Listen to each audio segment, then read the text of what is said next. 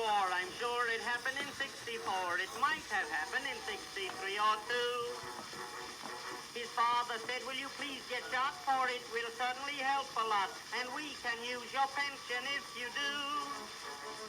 He went away on a wintry day. He fell in a river and started to shiver. He said to the general, this isn't nice. You see that the river is covered with ice. An icicle froze on the end of my nose. I know I'll be dead with a cold in the head. Now whoever told you a soldier's life was fun? But then the general said to him, the Delaware River's a cinch to swim. Just think of dear old General Washington. For he was a soldier too. He feared no ice or snow. He crossed the Delaware nearly 80 years ago. Don't mind the ice, my boy, although you're frozen blue. It was good enough for Washington. It's good enough for anyone, for he was a soldier too.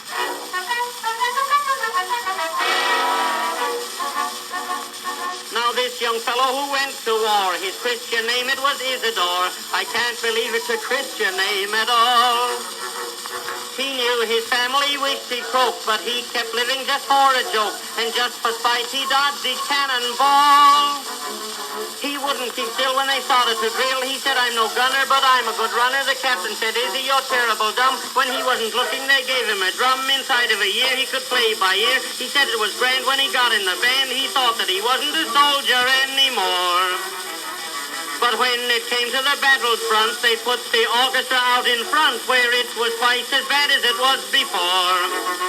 And he was a soldier too, a drummer boy so bold.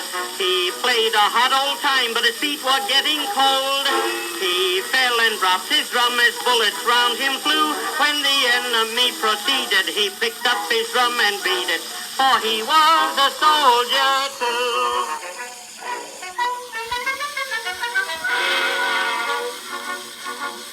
Brave Isidore made the foemen run. They all ran after him, everyone. He made the marathon race look like a fool.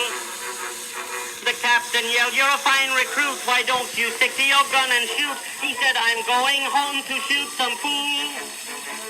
He ran like a calf for 1.5 miles without any bluffing. He did it in nothing. His shadow was tired, so he left it behind. His ankles were smoking, but he didn't mind. He kept looking round as he covered the ground. He saw a big tree, and he said, that's for me. There wasn't another good shelter anywhere. He broke all records, he ran so fast, but after he got to the tree at last, he had no room, for somebody else was there. And he was a soldier too, a general, I declare. It was an apple tree, and it would not hide a pear. He shoved poor Isidore out where the bullets flew, and he said, keep still, don't raise a fuss. This tree won't hide the both of us, for he was a soldier too.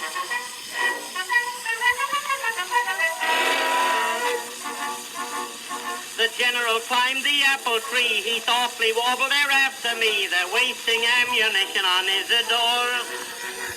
He said to Izzy, they'll get you yet. You look just like a mosquito net. You are the softest mark in all the war.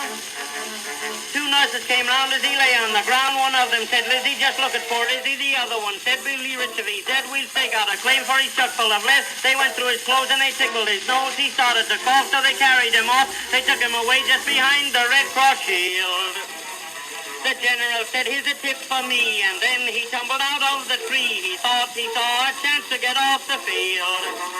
For he was a soldier too, he fell out of the tree.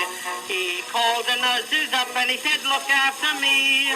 They told the general, we cannot fool with you. All our surgeons, they are busy picking bullets out of Izzy, for he was a soldier too.